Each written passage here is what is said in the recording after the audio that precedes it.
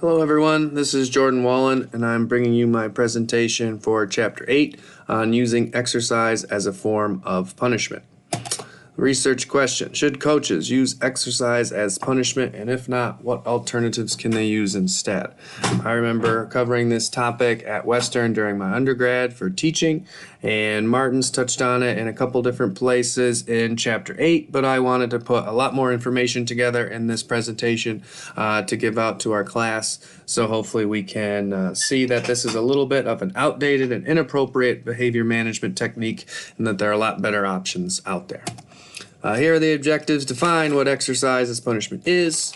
Describe the negative effects associated with using exercise as punishment. List the preventative discipline strategies so you don't have to use exercise as punishment, and then introduce alternatives to using exercise as punishment if you still need to do anything. Here are some position statements from national organizations on exercise as punishment. The first one is Shape America. That's the Society of Health and Physical Educators, and they oppose administering or withholding physical activity as a form of punishment and or behavior management.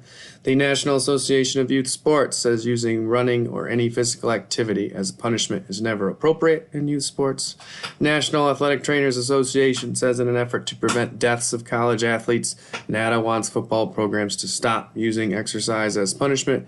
And the NCAA Sports Science Institute says physical activity never should be used for punitive purposes. Here are some common examples of using exercise as punishment, and these are all quick, easy exercises that coaches can yell out to players if they are, breaking team rules, being disrespectful, late to practice, using foul language. They can easily say, take a lap, do some sprints, 20 push-ups, X amount of burpees or sit-ups. It's kind of quick and easy, and it gets that athlete kind of off doing its own thing so that athlete's not disrupting, the rest of the team. And these are all good exercises. These are things we want coaches, we are encouraging them to use for conditioning purposes for their athletes, and we want to build a healthy relationship with these exercises. So as these students grow up, these athletes grow up and become adults, that they remember that these exercises are good for them, good for their bodies, good for their conditioning, and they can use these in the future as adults to enhance their health. Okay, we don't want it to have a negative association with making a mistake or doing something wrong or breaking a rule. That was a little bit of a preview to the negative effects of exercise as punishment. Here are some more. The first one's there, fear and anxiety. You get athletes that are worried about making mistakes and being punished, so they play tight. Okay, they're afraid. They fear the coach. They play, they're nervous, or maybe they, fake sick or fake an injury so as not to play because they don't want to go out there and make a mistake and have a coach give them some sort of punishment. Or you might finally have a player like snap back at you and be very hostile and start an argument in front of the team. Athletes can quit because they've had too much. They hit a breaking point and they just leave the team. And we want to encourage participation in sports, not discourage. So we don't want our athletes to quit. Players get injured. There's all kinds of stories out there, articles if you search about college teams and high school teams where kids are getting injured. The big one is rhabdo. If you Google search rhabdo, you'll find teams that are punished with excessive exercise, by their coaches or athletic trainers, and kids end up in the hospital with kidney failure because they don't want to give up. They want to keep pushing and show their coaches how tough they are, and then they push past their means and they get hurt. And the last one is just the negative view of exercise. So maybe they don't get hurt physically, but now they associate exercise with punishment, with doing something wrong. Okay, and this map here is a map of the United States. This is the children 10 to 17 years old obesity rankings here on this map. And Michigan is number 5, with almost 19% of our children 10 to 17 being rated obese. Okay, and this is not a thing that we want for our children in this state, to have a negative view of exercise. If anything, we want them to have a positive view. We want them participating more. We don't want them quitting and participating less and then leaving the sport with this negative feeling of exercise. And Martin's discussed these 6 steps of preventative discipline in the textbook. I'm not going to go into them in depth because we've already done that in the readings and on the quizzes and discussions, but here they are. These are ways to prevent management and discipline from even being, an issue, or severely reduce the amount of times you have to discipline your athletes. Creating right team culture, holding team meetings, developing team rules, creating team routines, conducting exciting practices, and catching them and reward them doing good. But if that's not working, if you still have athletes breaking rules, you're trying to prevent all the issues you can, here are some tips for if a rule is broken, if discipline is needed. We want to stay calm.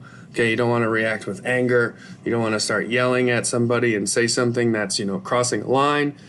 You want to do, stay calm and try to, do something in private quickly. Talk to a student where the other kids can't hear. You don't want to get in a big verbal altercation, like a power struggle where you're telling a kid to run and he's saying, no, he won't do it. And you're back and forth and all of a sudden, somebody gets kicked off the team, in the heat of the moment.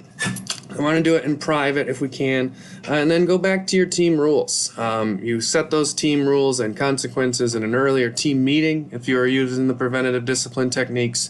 So now you can say to an athlete, you cut class today. We discussed that in our team meeting. The consequence for that is X. Okay, and there really isn't any way to get in any altercation or power struggle over that. You just calmly refer back to your team rules and the consequences, and boom, handle it that way. Here are some alternative punishments that you can use. If you have a player who's disruptive or disrespectful, during your practice, you can simply remove them from the area. If you're having a huddle, you just take a player, move them over away from the other players for a little while.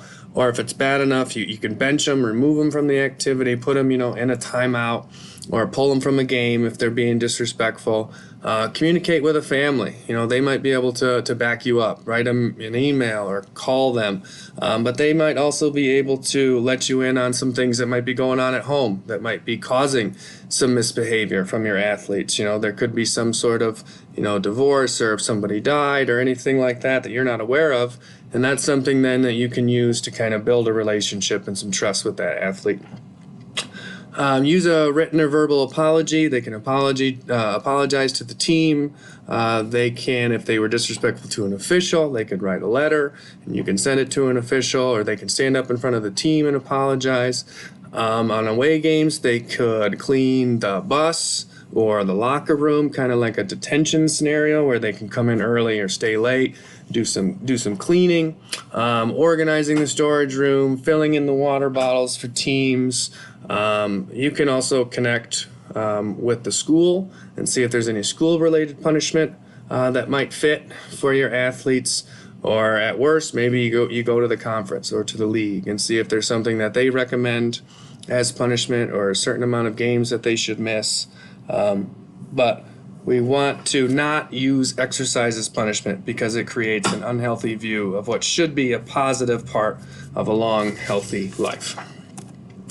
Here's the conclusion. Using exercise as punishment is outdated coaching and teaching technique. It leads to several negative psychological and physical side effects.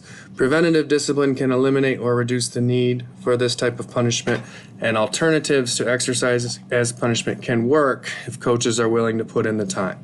All of those 6 steps of preventative discipline takes a lot of time for coaches to set forth at the beginning of the season and then practice and reinforce. And if you're not willing to do that, if you're more into the short-term success and you're not worried about the long-term effects, coaches might scrap all that stuff and just say, drop and give me 20, because it's so much quicker. But we know better, and we want to keep exercise as a positive thing in these students' lives and these athletes' lives, and we're going to do things and take the time to do it the right way because we value these kids learning things that they can use these techniques in their whole life and not just the quick short-term fix of winning next week's game. Here's my question to the class.